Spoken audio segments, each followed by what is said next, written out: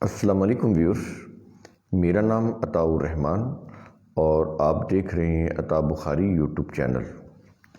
قرآن کریم کی مسلسل ایکسپوزیشن کے سلسلہ میں آج ہم سورہ البقرہ کی آیت نمبر 276 کی ایکسپوزیشن کریں گے۔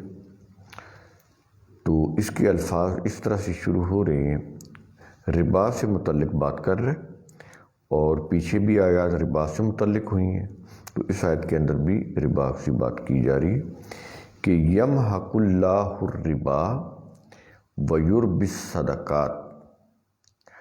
اللہ کا قانون ربا کو مٹاتا ہے اور صدقات کو بڑھاتا ہے۔ تو اب یہ دیکھیں کہ یہ جو الفاظ ہیں، اگر آپ بالکل ان کے الفاظ کے لفظی میننگ، تو پھر اللہ تو ربا کو یہ یمحق اللہ ہے اس کو مٹا نہیں رہا۔ یعنی ہم دیکھ رہے ہیں کہ سود، یہ جتنا بھی سودی نظام ہے ربا کا، پوری دنیا میں پھیلا ہوا ہے، تو مٹ نہیں رہا۔ تو کیا چیز ہے؟ قرآن کریم کیا کہہ رہا ہے یہاں پہ؟ یہ ہے چیزیں غور طلب۔ ویربی الصدقات، اور صدقات کو بڑھاتا ہے۔ اور یہ بھی آپ چیزیں دیکھ رہے ہیں کہ جس تیزی کے ساتھ ربا کا نظام دنیا میں پھیلا ہوا ہے، اس کے مقابلے میں صدقات کا جتنا بھی کام ہے وہ تو بہت کم ہے، برائے نام ہے۔ تو پھر یہ کیا چیز ہے کہ اللہ اس کو مٹاتا ہے ربا کو اور صدقات کو بڑھاتا ہے؟ اس کا کیا مطلب ہوا؟ دیکھیں، اللہ مٹاتا ہے، اللہ بڑھاتا ہے، اس سے مراد یہ ہے اللہ کا قانون۔ وہ قانون کہاں ہے؟ وہ اللہ کی کتاب کے اندر ہے، مذہب کی کسی کتاب کے اندر نہیں ہے، اللہ کی کتاب کے اندر ہے وہ قانون۔ اور اس قانون، وہ تو کتاب میں بند پڑا ہے، تو اس قانون کو انسانوں نے اسٹیٹ کی سطح کے اوپر نافذ کرنا ہے۔ جب وہ نافذ ہوگا تو وہ قانون، اس قانون کی روح سے جو اسٹیٹ کا نظام بنے گا، اس کا جو اکنامک سسٹم ہوگا، اس کی روح سے پھر یہ جو ربا کا نظام ہے وہ پھر مٹایا جائے گا۔ وہ اسٹیٹ پھر ایسا نظام لے کر آئے گی جو قرآن کی معیشت کا نظام۔ تو جب وہ آئے گا تو یہ پھر یہ جو ربا کا نظام ہے یہ مٹ جائے گا۔ یہ ایسے مٹتا ہے۔ تو ہم یہ سمجھے بیٹھے ہیں کہ ہم نے کچھ نہیں کرنا، اللہ نے غیبی طرح سے کوئی غیبی مدد کرنی ہے کہ سود کا نظام جو ہے وہ تباہ ہو جائے گا، ربا کا نظام، اور اس کی جگہ پر قرآن کا کوئی معاشی نظام آ جائے گا؟ تو نہیں آئے گا۔ دیکھیں، یہ انسانوں کی فلاح کے لیے یہ نظام ہے۔ اگر انسان اس نظام کو سمجھے ہی نہ، اس کو آج کے زمانے کی تقاضوں کے مطابق ڈیولپ ہی نہ کریں، ریاست کی سطح کے اوپر نافذ ہی نہ کریں، اور وہ یہی پڑھتے رہیں کہ اللہ ربا کو مٹائے گا اور صدقات کو بڑھائے گا، تو ایسا تو نہیں ہوا، نہ اب تک ہوا ہے، نہ آگے کبھی ہوگا۔ اس کے لیے انسانوں کو انیشیٹو لینا پڑے گا، اپنے باطل نظاموں کو خیر بات کہنا پڑے گا، ایبسولوٹ بک آف اللہ کے اوپر آنا پڑے گا، وہاں سے اصول لینے پڑیں گے، آج کے ماحول کے مطابق اکنامک سسٹم ڈیولپ کرنا پڑے گا۔ وہ جب کریں گے تو پھر اس اسٹیٹ میں وہ جو ربا کا نظام ہے وہ مٹ جائے گا، اور اس کی جگہ پر کون سا نظام آ جائے گا؟ قرآن کا صدقات کا نظام، انسانیت کی بہتری کا نظام، جس کے اندر خون نہیں چوسا جائے گا کسی کا، جس میں کسی کی مجبوری کا فائدہ اٹھا کے وہ پیسے دے کے اس کے اوپر ربا نہیں لیا جائے گا۔ اس میں تو پھر یہ چیزیں نہیں ہو سکیں گی۔ اس میں تو جو یہ کرے گا وہ اس نظام کے خلاف، یوں کہہ لیں کہ وہ جنگ کرے گا، وہ بغاوت کرے گا، اور نظام اس کے خلاف فائٹ کرے گا۔ تو یہ جو ربا کا نظام ہے، اس کو اللہ نے جنگ قرار دیا ہے۔ کس کے خلاف؟ اللہ اور اس کے رسول کے خلاف۔ تو نہ اللہ ہمارے سامنے ہے، نہ رسول ہمارے سامنے ہے۔ نبی کریم صلی اللہ علیہ وسلم کی وفات کو جیسے ہسٹری بتا رہی ہے، وہ تو 1400 سال سے زیادہ عرصہ ہو گیا، تو رسول بھی تو ہمارے سامنے نہیں ہے۔ تو اللہ اور اس کے رسول سے مراد کیا ہے؟ اللہ کا دیا ہوا نظام جو اس کی کتاب کے اندر ہے، جس کی اصول، اور وہ اصول وہ کتاب کس کو ملی؟ نبی کریم صلی اللہ علیہ وسلم کو۔ تو آج اللہ اور اس کے رسول کے جو الفاظ ہیں، ان دونوں جب یہ اکٹھے آتے ہیں تو اس سے مراد یہ ہوتا ہے کہ قرآن کی روح سے قائم کیا جانے والا نظام مملکت، اس نظام کو چلانے والے ایگزیکٹو، تو یہ ہوتا ہے اللہ اور اس کے رسول، یعنی وہ نظام جس کے اصول اللہ نے اپنی کتاب میں دیے رسول کو، اور آگے پھر رسول نے دیے امت کو۔ اس لیے آج اللہ اور اس کے رسول کا مطلب یہ ہوگا کہ وہ نظام جس کے اصول قرآن کے اندر ہیں، اس کی روح سے پھر یہ نظام قائم کیا جائے گا۔ تو وہ نظام جو ہے وہ واچ کرے گا کہ کوئی ربا کا نظام تو نہیں ہے جس میں لوگوں کا خون چوسا جا رہا ہو، تو وہ نظام مانیٹر کرے گا۔ اب سمجھ آئی کہ اللہ ربا کو مٹاتا ہے، صدقات کو بڑھاتا ہے، اس کے پیچھے کتنے حقائق ہیں جو ہمیں سمجھنے کی ضرورت ہے۔ اور آگے کہہ رہا ہے کہ واللہ لا یحب کل کفار اثیم۔ یہ دیکھیں یہاں پر دو لفظ آ رہے ہیں کہ ایک کفار اور دوسرے اسیم، یعنی کوئی قوم کفار بھی ہو اور وہ اسیم بھی ہو۔ میں ابھی بتاتا ہوں کیا ہوتا ہے یہ۔ تو کہتا ہے کہ اللہ ان کو پسند نہیں کرتا، ان سے محبت نہیں کرتا۔ کیا مطلب؟ اللہ کا قانون جو اس اسٹیٹ کے اندر ہوگا، جس میں وہ نظام رائج ہوگا قرآن کا، تو اس اسٹیٹ کے جو ایگزیکٹو باڈی ہوگی، جو ایگزیکٹو ہوں گے، جو ہیڈ آف دا اسٹیٹ ہوگا، اور آگے اس کی جو کیبنٹ ہوگی، تو کہتا ہے وہ کیا کریں گے؟ وہ اس نظام کو بالکل پسند نہیں کریں گے۔ وہ اللہ کے قانون کے تحت ایسا انتظام کریں گے کہ یہ جو نظام ہے اس کو کوئی بھی قوم یا کوئی بھی جماعت اس اسٹیٹ کے اندر چلا نہ سکے۔ جو چلانے والی قوم ہے، ربا کا نظام چلانے والی قوم، اس کو قرآن کفار بھی بول رہا ہے، کفر کرنے والی، اور اسیم بھی بول رہا ہے، یعنی کمزور۔ تو یہ کفارن، کفر کرنا کس سے؟ اللہ کے قانون سے، اس سے کفر کر کے ربا کا نظام اپنانا، تو یہ چیز ہوگی۔ اور جب وہ ربا کا نظام اپنائیں گے، اس کا رزلٹ کیا ہوگا؟ اسیم، وہ کمزور ہو جائیں گے۔ اسیم کا مطلب گناہ گار کیا ہوا ہے۔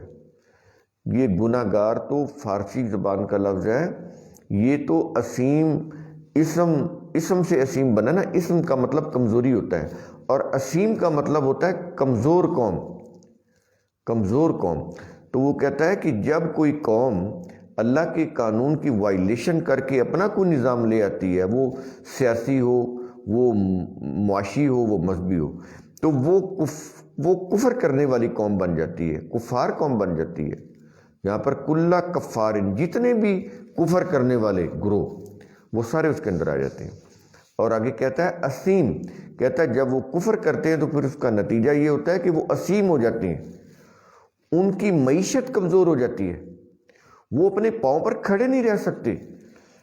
جو لوگ ربا کا کام کرتے ہیں وہ تو خود کچھ کوئی کام نہیں کرتے، جو لوگ مجبور ہوتے ہیں ان کو جکڑتے ہیں، تو جو لوگ ان سے ربا لیتے ہیں، ربا کے اوپر پیسے لیتے ہیں، وہ بھی کوئی ڈھنگ سے کام نہیں کر سکتے۔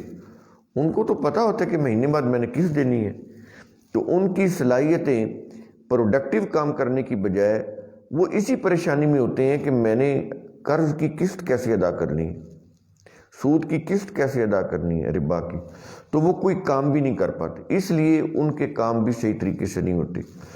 تو اس لیے پھر وہ جو پوری سوسائٹی ہوتی ہے اس کی اکانومی کمزور ہو جاتی ہے، اور کسی بھی قوم کی جب اکانومی کمزور ہو جائے وہ قوم محتاج بن جاتی ہے، گداگر بن جاتی ہے، اس کی اتھارٹی ختم ہو جاتی ہے، اس کی چوائس نہیں رہتی، اس کی پاور نہیں رہتی، وہ اپنے فیصلے خود نہیں کر سکتی۔ اس لیے قرآن کریم یہاں پر اسیم کا لفظ لے کر آ رہا ہے، جو تفاسیر اور تراجم میں اس کا ترجمہ گناہ گار کیا گیا ہے، بالکل غلط ہے یہ۔ تو کمزوری واقع ہو جانا غلط نظام کی وجہ سے۔ اور آگے ان الذین، یہ آیت تو ہوگی 276 نمبر کی، یہ یہاں پر آ گئی، اور اس کے بعد اگلی آیت ہے 277 نمبر کی، وہ کیا ہے؟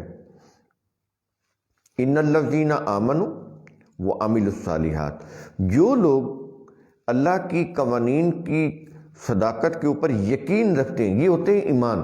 ایمان ہوتا ہے اللہ کے قانون کی صداقت کے اوپر یقین رکھنا کہ اگر ان کو امپلیمنٹ کریں گے تو کامیابی ہوگی، اس کی وائلیشن کر کے اپنا کوئی نظام بنائیں گے سیاسی، معاشی، مذہبی، تو ناکامی ہوگی۔ یہ ہے آمنو، ایمان لانا۔ اور صرف ایمان لانا ہی نہیں، اس قانون کے مطابق پھر صلاحیت بخش کام بھی کرنا، یہ وعامل الصالحات ہے۔ اور تراجم تفاسیر میں یوں لگتا ہے کہ جیسے وہ کوئی ورد وظائف کرنا یا کوئی ورشپ کرنا، یہ عمل نیک، اس کو وہ عمل نیک کہتے ہیں، تو یہ نہیں ہے، قرآن کریم اس کی بات نہیں کر رہا۔ صلاحیت بخش کام کرنا یہ ہوتا ہے وعامل الصالحات، جن کے کرنے سے کوئی اچیومنٹ ہو۔ ورشپ کرنے سے کوئی اچیومنٹ نہیں ہوتی، تانوں والی تسبیح کے اوپر اللہ اللہ کرنے سے کوئی اچیومنٹ نہیں ہوگی، پڑھتے رہے ساری زندگی پڑھتے رہے، اچیومنٹ نہیں ہوگی۔ قرآن کریم اچیومنٹ کی بات کر رہا ہے، تو وہ تو پھر عمل صالح جو صلاحیت بخش کام ہے ان سے ہوگی۔ تو کہتا ہے کہ جو لوگ ایمان لائیں، اللہ کے قانون کی صداقت کے اوپر یقین رکھیں، صلاحیت بخش کام کریں، اور آگے کیا ہے؟ وَأَقَامُوا الصَّلَاةَ وَآتُوا الزَّكَاةَ۔ تو ایک تو پھر وہ پھر کیا کریں گے، اس کا عملی ثبوت کیا ہوگا؟ وہ صلاۃ کا نظام قائم کریں گے، اپنے معاشرے کے اندر، اپنے ملک کے اندر صلاۃ کا نظام قائم کریں گے، اسٹیبلش کریں گے۔ یہ ہے اقامو، اقامت، اسٹیبلش کرنا، صلاۃ کا نظام اسٹیبلش کریں گے۔ صلاۃ کا نظام کیا ہے کہ A to Z جتنے بھی امور ہیں زندگی کے، ان کو اللہ کے قوانین کے مطابق سر انجام دینا، یہ صلاۃ ہوتی ہے۔ اور قرآن کہتا ہے کل قد علم صلاتہ و تسبیحہ، کہ ہر چیز نے جان لیا ہے کہ اس کی صلاۃ کیا ہے۔ یہ کچھ سکھانے کا کام نہیں ہے، صلاۃ سکھانے کا کام نہیں ہے، وہ کہتا ہے کہ ہر چیز کو معلوم ہے، اس نے جان لیا ہے کہ صلاۃ کیا ہے۔ تو ہر آدمی کو پتہ ہے، جو آدمی کسی ادارے میں کام کر رہا ہے اس کو پتہ ہے کہ میری جاب ڈسکرپشن کیا ہے، میری رسپانسبلٹیز کیا ہیں۔ جو گھر کا سربراہ ہے اس کو پتہ ہے کہ میری گھریلو ذمہ داریاں کیا ہیں۔ جو حکومت کا ہیڈ آف دا اسٹیٹ ہے یا آگے اس کے جو مختلف محکموں کے جو ڈائریکٹرز ہیں، ان کو پتہ ہے کہ ان کی رسپانسبلٹیز کیا ہیں، تو ان کو قانون کے مطابق سر انجام دینا، ٹھیک تو یہ صلاۃ کا نظام قائم کرنا ہے۔ اور اس کا مقصد کیا ہے؟ لوگوں کو عزت ملے، رسپیکٹ ملے، بر وقت ضرورت کے مطابق روزی ملے، روزگار ملے۔ یہ ساری چیزیں صلاۃ کے اندر آ جاتی ہیں۔ صلاۃ کا نظام ہے اس لیے تاکہ تمام انسانوں کو فرسٹ آف آل ان کی ضروریات کی چیزیں پرووائڈ کی جائیں، ان کو عزت بھی دی جائے، ان کو ایز اے چیریٹی دیا جائے، ایز اے چیریٹی نہ دیا جائے، ایز اے رائٹ دیا جائے۔ دین کے اندر چیریٹی نہیں ہوتی، یہ تو کیپٹلسٹ کنٹریز سے آئی چیریٹی۔ وہ اتنے جو پیسے کماتے ہیں اس میں سے چند وہ دیگیں وہ چاولوں کی یا اس کی پکا کے وہ دے دیتے ہیں، تو وہ ان کا سارا حلال ہو جاتا ہے۔ قرآن کریم کی روح سے ایسا کچھ نہیں ہے۔ تو وہ ایز اے چیریٹی نہیں، ایز اے رائٹ دے، حکومت ایز اے رائٹ دے، اسٹیٹ ان کو ایز اے رائٹ دے۔ جیسے اسکینڈینیوین کنٹریز میں وہاں پر ایز اے رائٹ مل رہا ہے، رسپیکٹ کے ساتھ مل رہا ہے۔ یہ نہیں کہ وہ بھکاریوں کی طرح ان کو دے رہے ہوں، بالکل نہیں، ایز اے رائٹ ان کو دیتے ہیں، ود ڈیو رسپیکٹ دیتے ہیں، ان کو ضرورت کے مطابق دیتے ہیں۔ یہ بھی نہیں تھوڑا سا دیں کہ ان کی ضرورت ہی پوری نہ ہو، صبح کو بھیک دی شام کو وہ پھر مانگتا پھر، نو۔ تو یہ ہے اقام الصلاۃ، یہ ہے وہ صلاۃ کا نظام، یہ قائم کریں۔ اور وآتوا الزکوٰۃ، اور زکوٰۃ نے کون؟ حکومت کے لوگ، ریاست زکوٰۃ دیتی ہے، عوام زکوٰۃ نہیں دیتی، یہ ذہن میں رکھ لیں۔ جن لوگوں نے صلاۃ کا نظام قائم کرنا ہے ان لوگوں کے ذمہ ہے زکوٰۃ دینا۔ یہ زکوٰۃ، اب آپ کہیں گے کہ یہ کیا چیز کہہ رہا ہے؟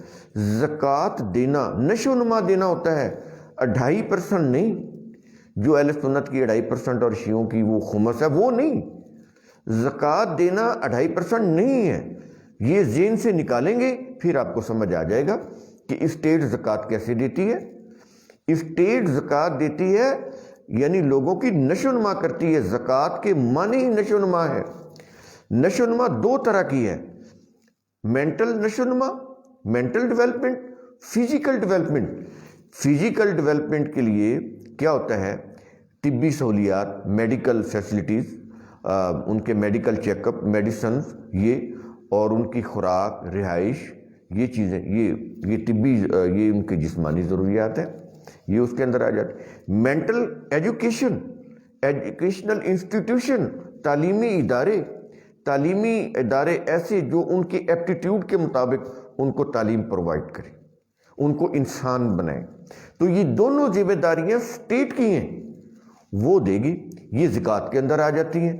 زکوٰۃ کے نظام کو مانیٹر کرتا ہے صلاۃ کا نظام. اس لیے قرآن کریم نے صلاۃ اور زکوٰۃ کو اکٹھا بیان کیا ہے.